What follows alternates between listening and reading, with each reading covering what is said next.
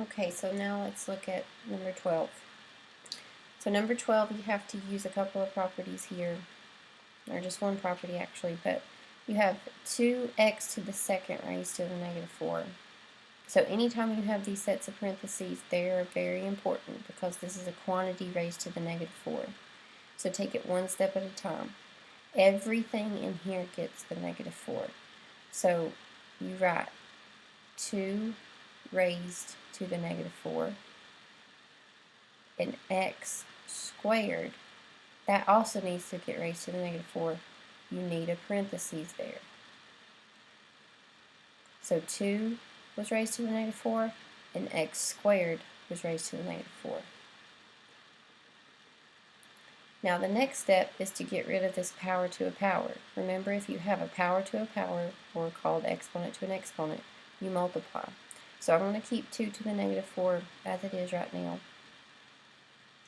And power to a power, I'm going to multiply, so that's going to be x to the negative 8.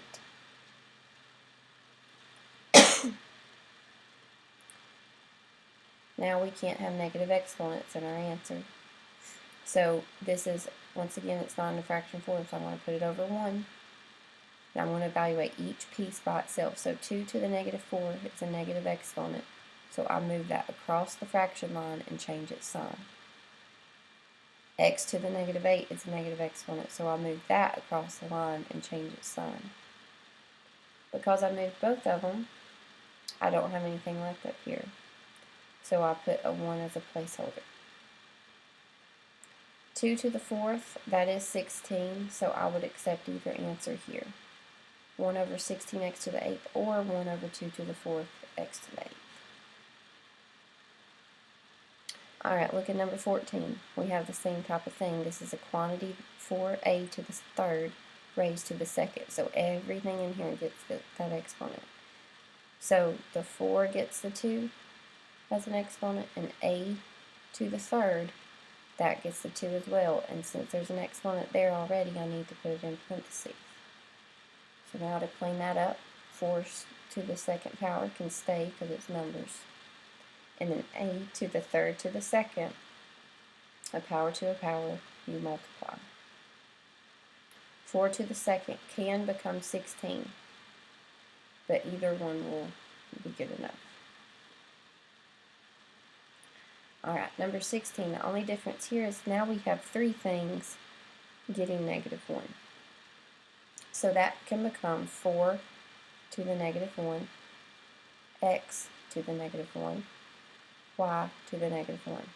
Notice I didn't put parentheses like I have been around my a's because they did not have exponents that were larger than 1. So now, once again, I don't have a fraction. I put it over 1, and I evaluate each piece. Since this has a negative exponent, I move it down and change the exponent to positive. This one, I can move it down, change the exponent to positive. This one, I can move it down, change the exponent to positive. I don't have anything left up here, so I have to keep 1 as a placeholder. Now the only thing that you can do here is 1s as exponents don't have to show up, so I could write that as 4xy. That's an equivalent statement to this. And that's number 16. Number 18, you have 2 terms in the parentheses, so everything gets this 2 on the outside. So I have x to the 2nd, that is getting squared.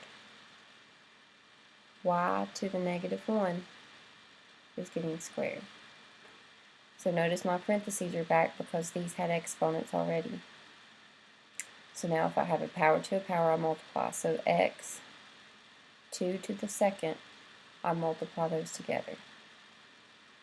Y to the negative 1 to the 2nd, I multiply those two together to get negative 2. Now I can't put these two together because they're different letters, so they have to stay there. However, I need to get rid of that negative exponent. So if I have x to the 4th, y to the negative 2, I put that over 1 since it's not a fraction. Evaluate each piece. X to the 4, the exponent is positive, so I keep it on the top.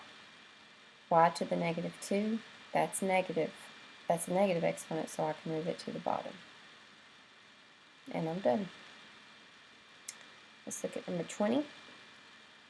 20 has two terms, that gets this exponent. So this becomes 3 to the negative 2, and then m to the negative 2. I don't have to put parentheses around this because there's not an exponent with it in here. Everything's good so far, except now I have negative exponents. So since it's not in a fraction, put it over 1. This is a negative exponent, move it across the line to change its exponent sign. Move this one across the line as well and change its exponent sign. Nothing was left on top, so put a 1. And I'll complete the rest in the next video.